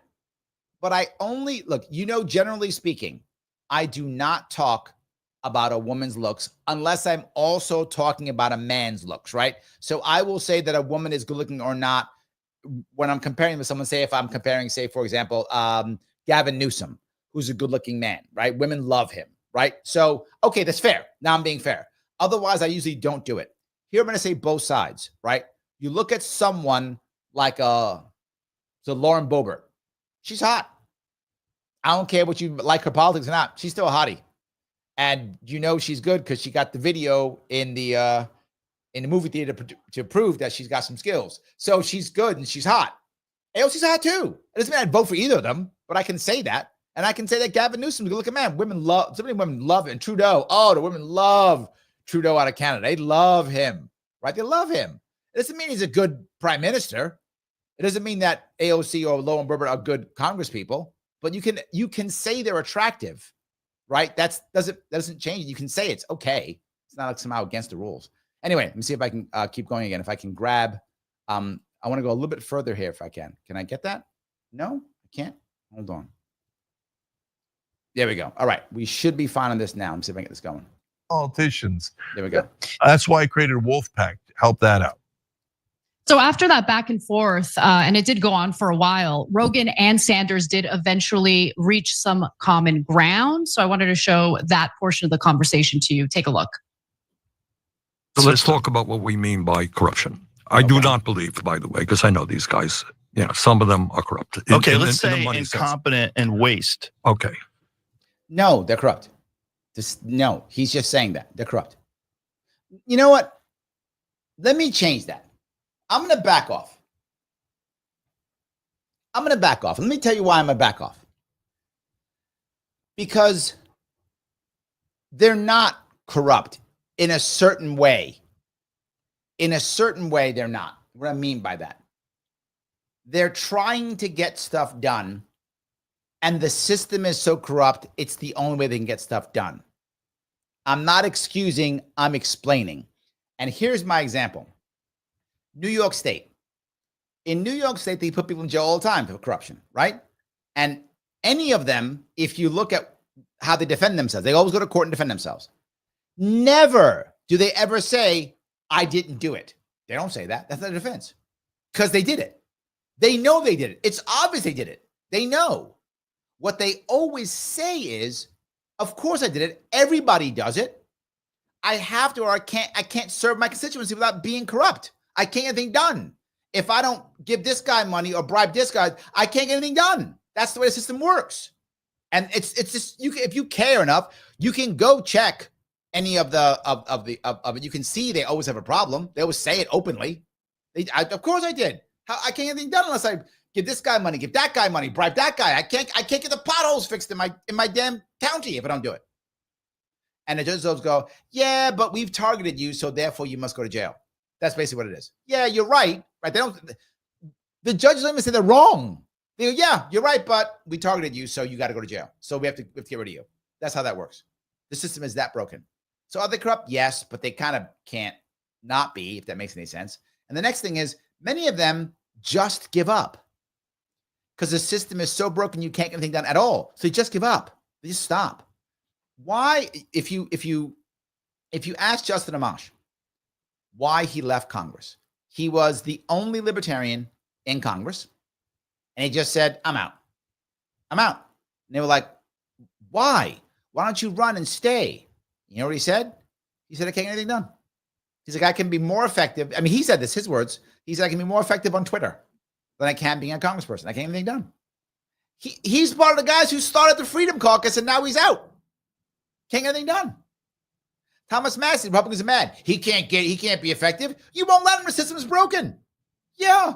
So you can be Thomas Massey and sit there and keep fighting, or you can be Justin Amash. Go, I'm done. I'm out. I'm going to do Twitter stuff. I'm done. Why bother? That's what winds up happening. So these people recognize they can't do anything. And when they can't do anything, they have a couple of options. One, just make money. And most of them just pick that. Okay, I can't do anything. Let me just make some money. I vote that way? Fine, I vote that way. Vote this way? Fine, I vote this way. Or they wind up leaving. So yeah. All right, let's we can take fraud out of the equation and just talk about incompetency and waste. Is there waste? You got it. All right, but let me back it up again. Okay. The corruption is, in my view, that government is very far removed from the needs of ordinary people because it is largely. So here's the issue. It's not about bad Congress people. That's not what it's about, guys.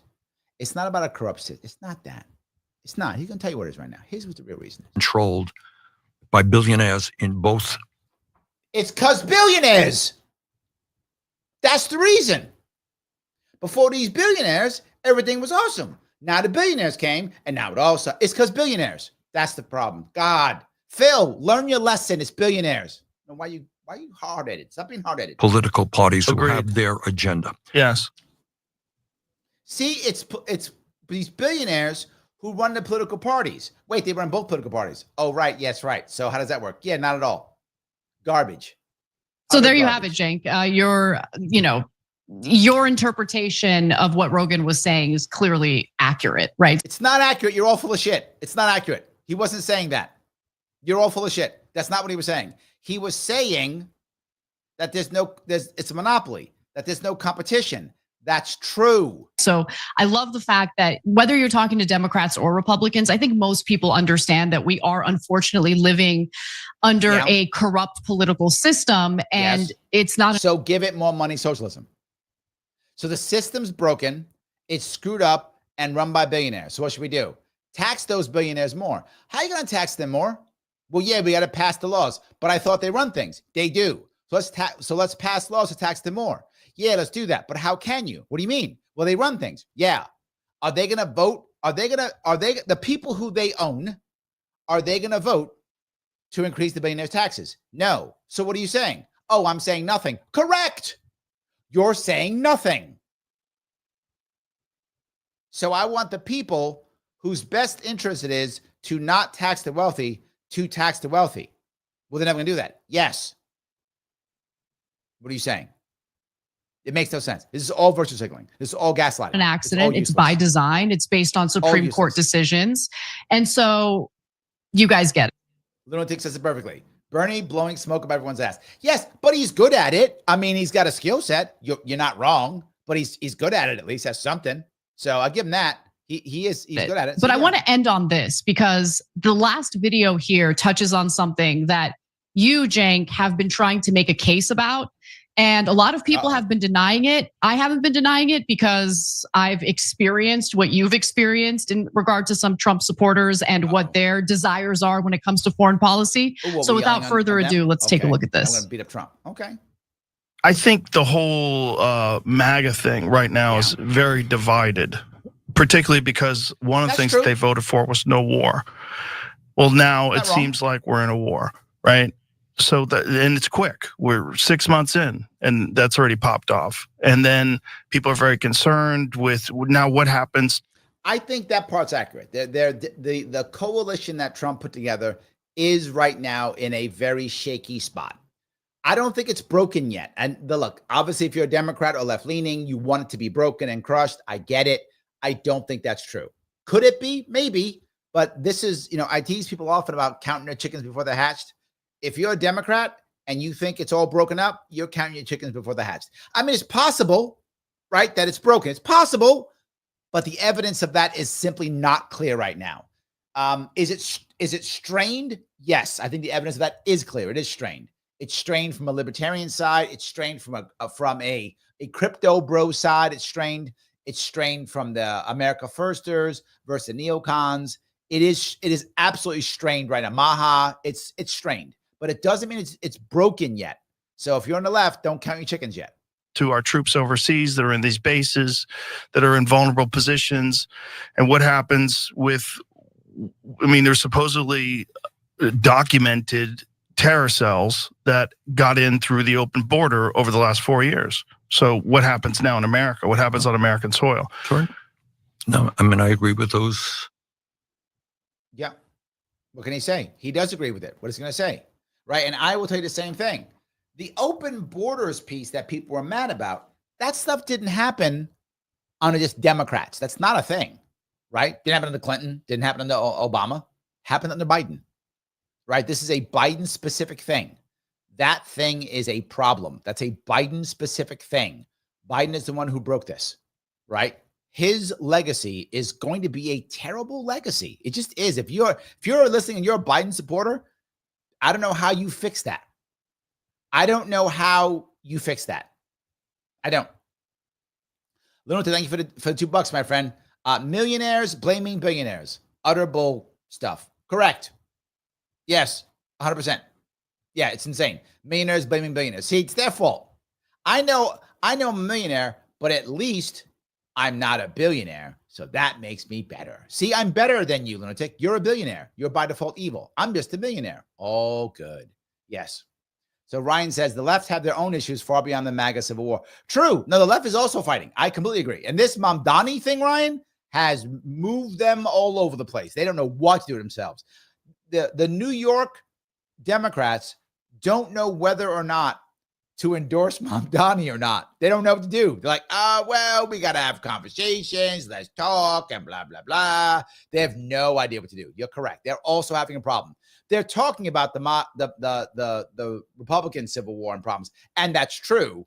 But I think you're right. Democrats also have their problems too. This is not just the Republican thing. It isn't. The issue is, though, generally speaking, with the exception of like guys like Mamdani, the Democrats have been much more lockstep relatively. They've been more lockstep than the Republicans have. The Republicans have had to use Trump as a center to put this coalition together. And the Democrats don't have that. So there's different, but you're right. They still have their own problems. Totally agree. I completely agree with that. There is definitely a difference. So, all righty. Michael's going to say, remember, Dems want good billionaires. True. Again, their words from their DNC. That's not Mike making them words up. Their own DNC said this, right? To make clear, their own DNC said this. They want good billionaires, which Bernie and AOC have zero problem with. Also true. So it's not that they dislike money in politics as long as they benefit. Why do people re-elect the obvious grifters? Because they feel good, Mike? That's why. Because they make me feel good. This makes me feel good, so I'm going to vote for them. That's the reason. So, yes. I mean, I don't know why people want to deny it, but there's definitely a portion of Trump voters who are vocal in not wanting to go to war in the Middle East. It's just a fact. And I think that the pushback that these people have engaged in might have persuaded Trump against engaging in a regime change war in Iran. He was maybe that may be true. I hope she's right. I'm not sure that's true. Rich says, I think it's a New York City first in history candidate like that. Makes me feel good. There we go. Liberty Lady says, I just saw 3 hours ago, Justin Amash asked Elon to support Massey, and Elon said, I will. I may not have to max donate after all, Liberty Lady. Elon might just save me some cash. Yay. I love that. Yes. That'd be amazing. I really hope that's going to happen. He really is good. So yes. So Ryan says, I want good billionaires like Larry and Phil. True. When I become a billionaire, hopefully I'll be one of the good ones. We'll see if I become a billionaire, right? I mean, maybe I could become a billionaire, but the only way I could become a billionaire is if I get more cash. So guys, become a member. So I could be, you want me to be a good billionaire? I can. You got to join, be a member.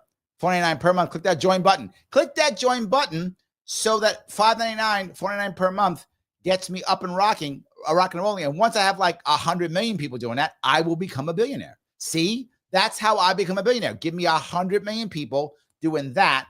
I'll become a billionaire. Now, we're not anywhere near 100 million people, but that's fine. Let's just keep going. And before you know it, we'll get there. So, but you're going to say, well, Larry, I'm already a member. Okay, that's wonderful. Then why aren't you sharing this right now, reposting it someplace so that other people can then become members and then I can become a billionaire? And then you know what I'll do? I'll share some of that money once I have like $2 billion. I'll share it with Phil. And then Phil will also be a billionaire. And then we'll have 2 good billionaires. Easy day. You do that and we are rocking and rolling. No problem whatsoever. But more importantly, if you can, remember, Wednesday's show is going to be on civil only. You want to watch that show? You can. If you want to, no worries. Only Wednesday show. You want to watch it, go over to civil.com. And when you sign up on Civil, upper right-hand corner, we put your name and stuff in. Upper right-hand side, you can see the thing for the code. Click the button right there and put in the code Larry, all caps, LARRY. $25 for the entire year. That's cheap. That's like $2.50 a month. That's cheap. That's cheaper than me. That's cheaper than I am. Cheaper than me. Still, do that. Help us out. It is, you guys crowded for a sponsor. I got you one. See? You got to help out if you can. Please do so. Not just remember, my radio show has been moved to Monday. It was Tuesday. Now it's Monday at 1. Lastly, if you're going to be in Central New York or the Hudson Valley this week, you can come see me if you want to. I'll be there live. Come chat with me. I will be in Syracuse at 7 p.m. this Thursday, July 3rd. I will be in Schenectady at Friday, July 4th at 11:30 a.m. And I'll be in Putnam County, 4 p.m. on July 4th. See details on that. Very simple. Go to the YouTube page. I put it up there on the post. You can also check the Facebook page. Put it there on a post. You can also check Twitter. Put it there on a post. You have one of those. Check it. Come see me. I'll be there. It's free. You don't have to pay anything. They're all free. I ask you, for the places that we go, when you get there, please buy something. Buy a drink, buy a cup of coffee, buy a soda. You don't have to. You're not required. It is free. But these are locally owned places. I am asking you to please purchase something. If you can come purchase a meal, please purchase a meal. If you can't, no worries. I'd like you to purchase a cup of coffee or a drink or something so that you give the person who's giving us this space a little bit of business. Their local spot. I always do that. So please do it if you can. But the easiest thing to do, though, is to very simply click the button known as Lima, India, Kilo, Echo. That does matter. So there we go. All right. Let me keep going down if I can. Flirting with it, and then all of a sudden he completely backs off the idea. Obviously, all we can do is speculate as to why he made that decision. I'm very happy he made that decision, and I'm also happy to see that when it comes to the other side of the political aisle, there are people who are in agreement with us. No, I think it does work here or there. She has a valid point. She has a valid point. I'm looking over at Rumble, and Straight End says, MAGA people that aren't talking to a microphone think all this stuff will play out in Trump's favor. At least they are being patient. I think polls will show this if you can't get a good MAGA poll. If you get a good MAGA poll, I think you're right. I think people who trust, a lot of people really trust Trump. And I get why they would. The guy came back from, a loss and came back and became president again through all that crap. I get it. The guy, he's got a good story. Yeah. So if you believe in Trump and trust Trump, I get it. You think he's going to win. And to be forward, I would say the same thing that I said with the Democrats, say Republicans. I don't think the chickens have hatched yet. There is a chance that Trump has a horrible year and winds up being a disaster. And there's a chance he has a wonderful year and winds up just killing it. And next year, Republicans take the House and everything else and just keep going. Both of those things could happen right now. Either one. He could have a terrible year and the Republicans could get slaughtered next year in 2026 and lose everything. And the reverse. I think both of those are possible. And I think counting your chickens for the hatch is a bad idea. But to your point, Shredan, I think if you're a hardcore Trump supporter now, you're like, nope, he'll do it. He's done it before. He'll do it again. Trust the plan. I trust him. And I understand why. He has come through in the past, right? That's a thing. He has come through in the past. So I get why you would think that. I do. I'm not there. I'm still up in the air with this completely. I don't know if Trump is going to bring this out or not. Rich says the deep state turns them into billionaires. Yes. True. That's why they love it. That's why they stay. That's accurate. You see all of a sudden that they all start getting very rich. And then when it comes to many of the billionaires, they're grifters. Not all are grifters, but a lot of them are. Like, a lot of them are. Yeah. So yeah, it's the deep state contracts. That's accurate. So yeah, I think that is a thing. So, all righty. Let me zip through this if I could, this next piece here, if I could. Correct information and do battle of ideas. And is that going to work out perfectly and magically? No, of course not. It's going to be a giant mess. But I prefer that mess to the lies that we know mainstream media says. Now, this part, he's exactly correct. Is independent media somehow awesome or better or great or whatever? Is it better? Yes. Is it perfect? No, of course not. But would I rather watch, say, Dave Rubin and TYT versus, say, Fox News and MSNBC? Usually, yes. I'm usually going to get more of a back and forth. If sometimes Breaking Points becomes just unbearable when it just becomes the anti-Trump show for 6 months in a row. Sometimes it becomes unbearable. But when it's not unbearable, is it better? Am I going to get better back and forth? Yes.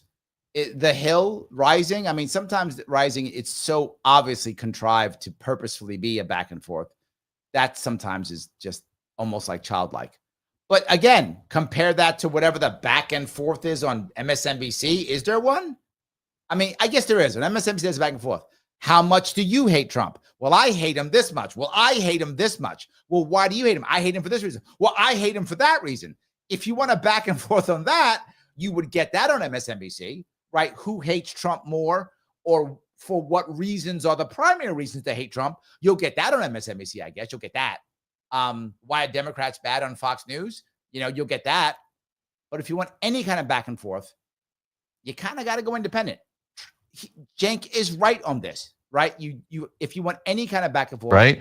So mainstream media is within these tiny, tiny, tight guardrails, and you can't say anything that isn't pre-approved. And what is pre-approved is all donor friendly. So, if they're working on a piece of legislation, now there is an advantage I got to give them, right? So, donors move these people a lot. Independent media is usually not always, but usually not as controlled as corporate media, for sure. You're not like on cable news. You almost never hear about corruption, and specifically tied to a politician, unless they're being charged with a crime. But they never talk about it in terms of the campaign donations, which is corruption, right? And you never hear it in regards to legislation. Why are the Republicans pushing for another $1.1 trillion tax cut for the richest people in the country? Because they get campaign donations from the richest people in the country. Okay, obviously not true. Because you know who also gets campaign donations from rich people in the country? Democrats. It's true. I know you're saying, wait, Larry, no, Democrats are perfect. They only get magical money from the magical tree and unicorns and leprechauns. I know that sounds amazing. It does. It's just not true. They all get money from that. Again, this is the problem. It's the go-to. They say so much that people just believe it. Well, it's because corporate donors. Yeah, see, corporate donors. Can you explain that? Not at all, but it doesn't matter because I don't know anything. I just believe whatever Cenk tells me. Okay, get that, right? At least you're honest. But no, that's not the reason. Democrats get it too. It's corruption. You'll never hear that on mainstream media. When it's the most obvious thing in the world. It's the most obviously not thing that's not true at all. You just made up. No. So Rogan talks about corruption. A lot of the independent podcasters talk about corruption. They say some things I definitely don't agree with and some things I do agree with. Okay. And so do I prefer that than the prison of mainstream media? Absolutely. So I know a lot of people disagree with me, like Chris Cuomo just yesterday had this rant that we covered on the show earlier. And in the midst of that rant, he talked about these bro podcasters and they're all pro-Trump. And as soon well, because of course you have to attack people. That's how it has to work. JG says there's a split in MAGA even on DW. I think you mean Daily Wire. The trads, Matt Walsh and Knowles, keep disagreeing with Shapiro and God King Jeremy Boring.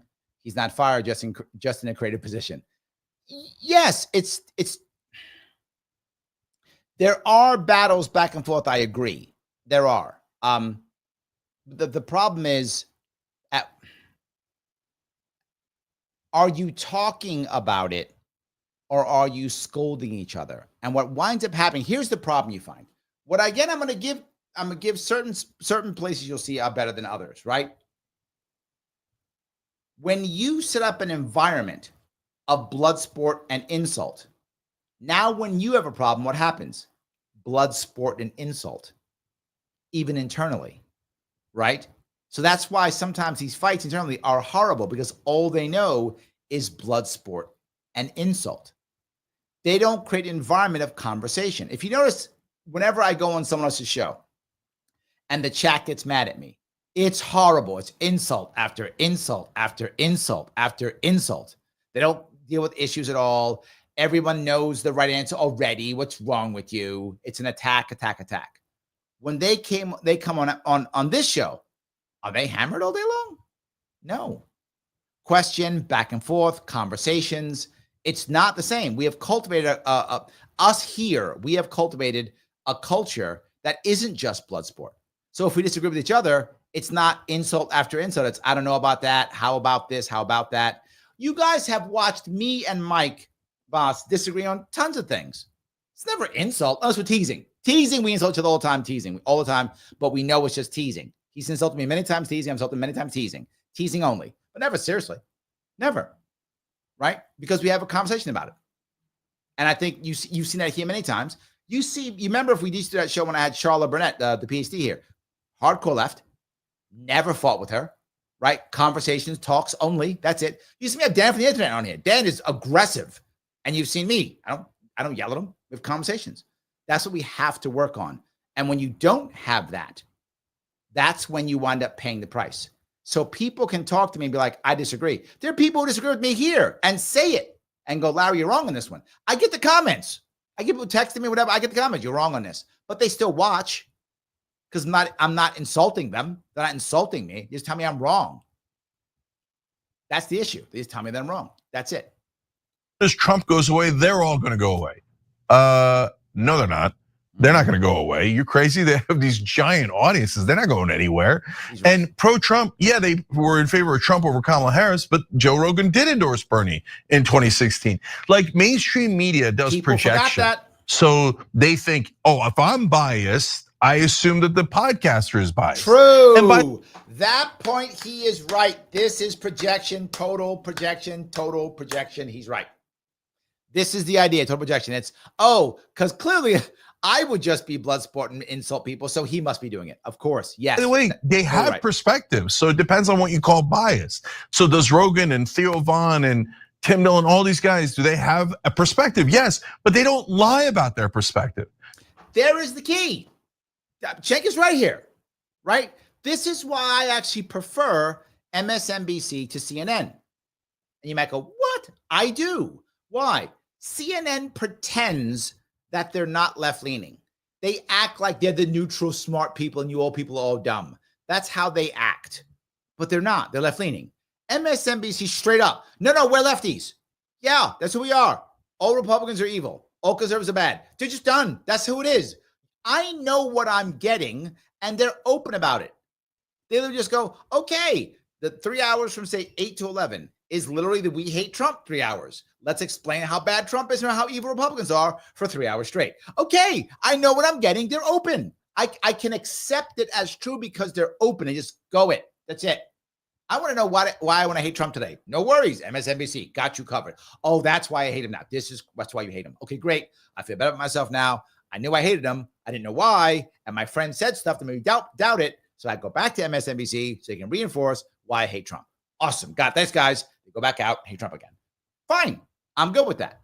CNN doesn't do that. CNN acts like they're above the fray. They're not, but they act like they're above the fray. Terrible. Drives me crazy. Look, I am clearly a libertarian. I wear it on my sleeve. That's about it always. Always. So you know where I'm coming from. Like, you're like, oh, Larry say he didn't like taxes? What? You're never going to be shocked by that, right? But I can still express what I think is right and wrong. I still express when people are talented or not. I can still give people credit where credit is due. And I can recognize when people are being successful in their own right, even if I disagree, right? Even if I disagree, that's the issue. So, all right. And they say, yeah, I'm on this side and I'm on the other side. And that I prefer that honesty 1,000-fold than 100%. The lies on mainstream media. Agreed. And by the way, it's an interesting range of people that criticize the independent podcasters because, when I was debating Kyle Kulinski the other day, he put Rogan in the same camp as like fascist MAGA. Oh yes, because Kyle Kulinski is literally Bloodsport. He made his money on Bloodsport. That's what he is. And the funny thing is, people think that guys like Kyle are very smart and intellectual. I'm not. Some of you just laughed. I know. People honestly think that. If you told me that, like, yeah, that guy's so smart. No. He is literally just insulting people. That's all he does is insulting people. That's his, watch his show. I showed you 15 seconds of his insults. That's all it was. Everyone's a fascist. Everyone's a Nazi. And then he goes to his little, bro, does that stupid shit. He's just, people love it though. They love it. The guy makes tons of money. The guy has tons of people watching him. They love the blood sport. I say all the time, my business model is garbage. I should just be a blood sport guy. I should be some guy who just, I'm libertarian. I'm right no matter what. Everyone who's not is an idiot. I just scold them all day. I'd make tons more money, but I wouldn't want to do the show though. That's the problem. I wouldn't want to do the show. So looking over on Rumble, Straight Ann, thank you for $2. I'm also nervous about the Trump economy now. I also get tired of the Fox cheerleading. Yes, Straight Ann. Supposedly, what Trump says is that if his big, beautiful bill gets passed, that along with his new deals and his tariffs is going to make America awesome. That's what he says. I have trouble seeing that. That's what I'll say. I have trouble seeing that. But he has been right in the past. So, and I want it to be true. I want America to do well. I want it to be true. So I hope that he's right. That's what I'm going to say. I have trouble seeing it, but I hope that he's right. And I hope that next year I'm sitting there going, wow, Trump was awesome. His big, beautiful bill made everything great. I hope that's what happens. I do. Not because I love Trump, because I don't, but because I want America to do well. And right now he's I wanted Biden to do well. I said it when he was president. I wanted him to do well. And he clearly did not, but I wanted it to happen. I want the country to do well. That's what I want. I'm not like Bill Maher who hates Trump so much he wants a recession. That's not what I want. I want the country to do well. That's what I want me to do well, you to do well. I want us all to do well. So Straight Ed, I hope he's right. I am concerned like you, though. I'm nervous. And I think the people who are like, oh, he's winning, he's so, they are just counting chickens before they hatch. This is absolutely not a done deal. This big bill might fail. They might trash it. They might do all the things. Who the hell knows? I don't know what's going to happen. So I'm not ready to, I am not ready to count any chickens right now. I'm with you. I'm not ready. We'll see. Rich says, recession is the cure. I hope not. God, I hope not. I hope you're wrong, but you might be right. JG says, did you meet Trump when he was in New York City, pre-presidential politics? I did. I met Trump one time only. He would not remember me at all because it was a big line of people. And it was before he ran. He was on The Apprentice. He was doing his Apprentice show. And it was at Trump Tower. They had like a big meeting, like a bunch of people, PR shit. I was there because my office used to be like a block away from his office. So I just went down there and saw him. I shook his hand like 5 seconds. So he would never remember me at all. But I did officially, JG, I did officially meet him. True. And I officially shook his hand, kind of like that hand touch he does. I did that thing. So yeah. So officially I did meet him, but it was pre-president politics. It was apprentice time. And yeah, I did. So is that cool or not? And do I get cool points for that? Maybe. But yeah, I loved The Apprentice when it first came out. The first couple of seasons I thought was a great show. I used to watch it all the time. After like the third or fourth season, it started getting old for me. Now, NBC loved it. It was the #1 show on NBC. NBC loved The Apprentice for like all 10 years. I liked it for like the first 3, and that was about it. Right? That's about it. Nobody else really was everyone else really liked it. I was like, okay with it. It was all right. Mother Nature's Little Secret says, I get nearly all of my news from Larry Sharpe. Yay. Very little from Fox, stay off CNN and NBC. You know, people throw stuff at me and often want me to cover a lot of news. I'm actually not a news guy. For you guys who know, I'm actually not. I watch a lot of news, but I think most of it's useless. Most of it's just stuff, right? That remember all those no king stuff? People kept telling me to do it. I said, why bother us? No one's going to care in 3 weeks. It's 2 weeks. Nobody cares. Something like no kings. What's that? Exactly. I didn't do anything on it because it didn't matter. They're doing all this stuff. Nobody cares. It'll be done. And no one's going to care in a couple weeks. I try to do things that I think are going to last. I want you to be able to go back to my old shows when you're bored or when you're out doing something, you want to put a show on in your ears. I want you to be able to go back to my show from last year or 6 months ago and go, yeah, that was a good show. That was something. That's why my show isn't a political show. It's a politics and culture show. It's both. And it's stuff that I like, stuff that I care about, that I think is going to matter, right? That's what I try to do. I'm not always right? I'm often right, but I'm not always right. But I try to pick things that actually matter. That piece, that's why. So yeah. So generally speaking, if you're a news junkie, go on one of them shows and watch the news. But sometimes I'll go on and I'll just zip through the news in 5 seconds. Nothing, more garbage. And I just zip through stuff. Like I'll go on breaking points and go fast through it. Nothing. Okay, nothing. Now look at nothing. It's just garbage. It's just stuff that they have to fill time, right? And I put out at least 8 to 10 hours of live content every single week. Yeah, a lot. But most of my content, as you know, is you guys. It's talking with you guys. This is a show with people who just chat together about things, right? We chat together about things. That's what I like about this show. So, yeah. All righty. JG says, I bet if you went to the White House, he could recall your face. Apparently, I said, no, I doubt it. I mean, I was part of it was like dozens of us. I mean, maybe it's that good, but there were dozens of us. Evil Pixel says, Trump is brilliant at television. Yes, the guy's a marketer. You could, again, love or hate his policies. Guy's a marketer. Absolute guy's a marketer. He knows how to be on TV. He knows how to do. He's a showman like there's no tomorrow. Who's a better showman than him? I can't think of one right now. A better showman than him who's run for president? I mean, Clinton was good, but he wasn't as good as Trump. I think Reagan was an actor. So Reagan was pretty good. Reagan was a good showman. Yeah, Reagan was a good showman. Kennedy wasn't bad, but not as good as Trump. But he wasn't bad. Kennedy wasn't bad. Wasn't good as Trump, though. Yeah, I don't know. I feel like Reagan was a good showman. Again, he's a former actor, good showman. Clinton was good, but he wasn't as good as, and Obama was mediocre. He wasn't a great showman. Obama was good at moving a crowd when he was speaking from the podium and when he had a teleprompter. He was very good teleprompter for the people. But showman, Clinton was a better showman than Obama.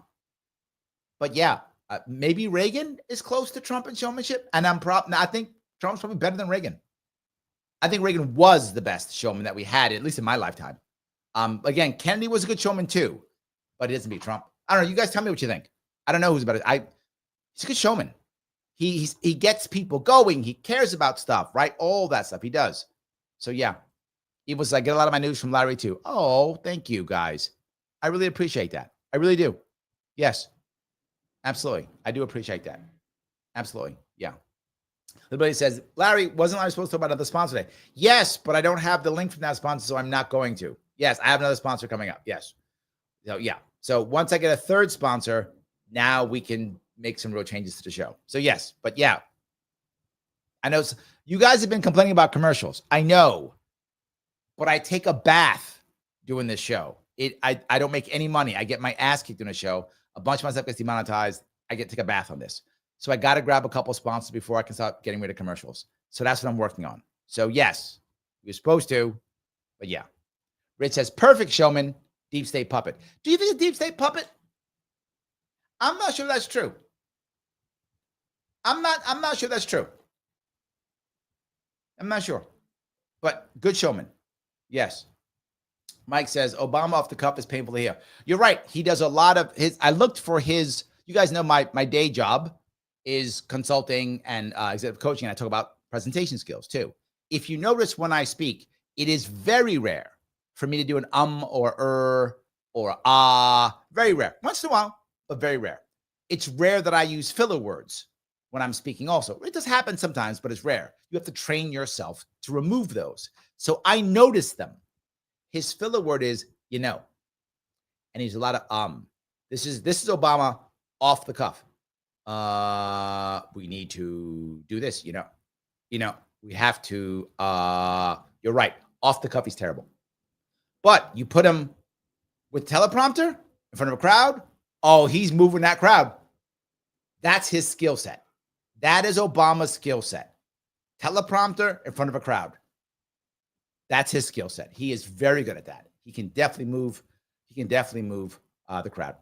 So JG says, showman Pat Sajak, Late Wing Mountaindale, Alex Trebek. Yeah, but these guys didn't run for president. I mean, Pat Sajak ran for something once. Didn't he run for like Congress or something? So yeah, something like that. Yeah. So Mother Nature's Little Secret says, Larry has the best show ever. I've never enjoyed a live show like Sharpe Way. Best chat ever. That's true. We are the best chat ever. That is true. Yes, 100%. Very true. Yeah. All righty. Ryan says, nobody has been a better showman or a more decent president than Reagan. He was born for that role. Maybe. I don't know. I mean, he was. I mean, Trump just knows how to turn everything into like TV, like everything. He just goes, boom. He just does it, right? He just does it. I don't know. Maybe. If anyone, Ryan, I would say Reagan, if anybody. Otherwise, I'm not sure. Reagan could turn any situation into a positive situation and also did it very well, regardless of situation, like would turn into something. He was good. So yeah, absolutely. Christian says, if you were 20 years old today, would you still have joined the military? No, I wouldn't. I joined when I was 17. If I was 17 today and I had a similar situation that I had when I was 17 then, I probably would have. When I was 17 and I had no positive male role models in my life, I was desperately searching for something. I was lost. If I was still lost, yes. I say all the time, Marine Corps saved my life. And I mean that. I'm going to pull this off here. Marine Corps saved my life. Without the Marine Corps, I would not be the man I am to this day. So if I was 17 and still in trouble, yeah, I would do it again because I wanted something. I wanted to learn to be a man. I wanted to have some positive male role models. I would have. But 20, no, because if I was 20, I would have already found myself in some way, shape, or form. But 17, I probably would have, even now. But if knowing what I know now, if I could have my own brain in my head, like know what I know now, of course I wouldn't, because I wouldn't need it. I would have guidance, or I would have a goal, or I'd have something in my mind. I wouldn't do it because now we're not fighting for freedom. We're fighting for, I don't know what we're fighting for. Military industrial complex. I mean, I was fighting for that then too. I just didn't know any better. So, but I probably would have done it because I was lost, right? When you're lost, desperate people do desperate things. And I was absolutely lost. So, yeah. I agree. So, I hope that answers your question. Rich says, yes, America has a deep state problem, in my opinion. Even Peter, I think Schiff, agreed with that when I said it. I'm not saying you're wrong, but you're saying that he is a deep state agent. I'm not sure that's true, is what I'm saying. I feel like Trump is is most concerned not with the deep state. I think he's most concerned with his legacy. Right? I think he's most concerned with his legacy, which has nothing to do with deep state, unless he needs it to move something forward, and he's fighting it to get stuff done. So, yeah, I think that. I don't know if I'm ready to go there, Rich. I don't know if I would say he's that far. Is he by default anti? No, but he's pro his legacy. If it gets in the way, he would push it away. So, yeah, I definitely think he would push it away if he needed to. That's where my head is. I mean, maybe I'm off on that, but that's what I feel. I don't see it that way. Anyway, just want to give you that piece if I could. All right, guys, I'm going to ask you as always, click the button known as like. Every time you click it, more people see it. More people know this is valuable. Please do that. Mr. Rhythm, Al Gore, Rhythm loves it. Also, please share this. If you haven't reposted it, please do so. Share it someplace else. Put it into a Facebook group. Put it someplace else. Share it. It does matter. Again, my radio show has moved to Monday at 1 p.m. Was at Tuesday. Now it's on Monday, and that's permanently. That's not just this week. It's permanently. This week, if you are going to be in Central New York or the Hudson Valley, come see me. I will be live at 7 p.m. in Syracuse. Live this Thursday, 7 p.m. July 3rd. July 4th, I will be live at 11:30 in Schenectady. And if you go to Putnam County, 4 p.m. July 4th, you want to see exactly where? Head over to my Twitter page, Larry Sharpe, or my Facebook page, Larry Sharpe, or my YouTube page, Larry Sharpe. And there's a nice poster right there with all the details to come see me. It is free. Come see me. I only ask if you go there, buy something at the event to give the local owner something for his time that he's giving us at that event. So please do that. Ask me any questions. I'll be there for at least an hour and a half. So I will chat, talk, eat with you, whatever, all kind of good stuff. And how many people show that? I get spots where 2 people show and times where 40 people show. I don't know who will show. I can get 2 people. I can get 40 people. And anything in between. We'll see. If more of you show, the better. I have had large events where like a couple hundred show up. But that's usually when I'm running. I'm not running, so we'll see who shows. But I'd love to have you if you guys want to come by. And remember, the member show, panel show, July 11th, 8 p.m. ET. If you're a member, you have a shot at it. I will pick 3 people. I will do that if we can. Go to the member show. Wednesday show will be on civil only. Go to civil.com. When you put your name in, upper right-hand corner, click that green button, put in Larry, capital L-A-R-Y, $25 for the entire year. Dirt cheap, and you get great stuff over there. You get Naomi Brockwell. She's amazing. You get Reason Magazine, great stuff. You get all types of cool things on there. Plus, you get me, which is even better than all of them, every Wednesday at 7 p.m. That is amazing. But here's the most important thing. Remember, after the live, the algo loves when you post after the live. It loves when you post after the live. So after the live, do me a favor. Post what you think about Bernie Sanders. Post what you think about Bernie Sanders after the live, and I'll respond to the best of my ability if we can. Remember, if this is not live when you're watching it, it's like a day or 2 later, you're going to see 2 videos pop up. Please click on one of them right away and watch for like 8 minutes or so. Algo loves that too. I will see you all very soon.